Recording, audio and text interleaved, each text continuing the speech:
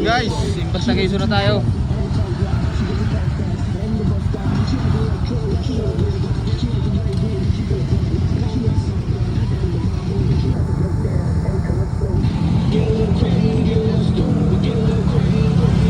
Asa ba yung mga tingin mo? Physical ka? Ha? Santa na to ah.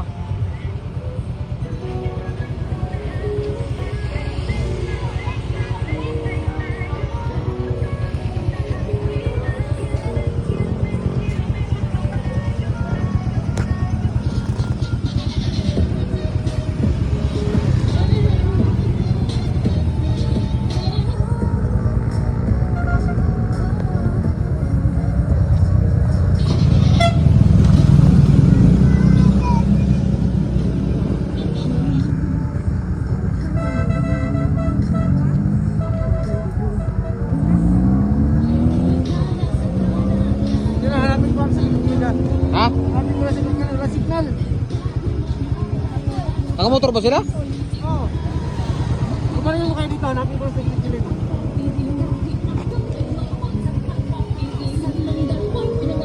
Situation ngayon dito sa situation ngayon dito sa Infanta Quezon. Kilometer 90. So ngayon ay October 12. Tayo.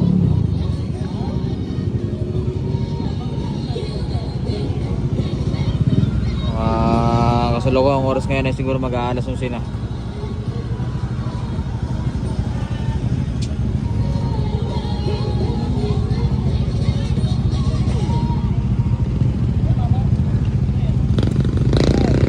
Hindi na kami aakit dyan kasi may interest dyan eh. Parang 50 ata o 150. Masa kasi ang muli dyan.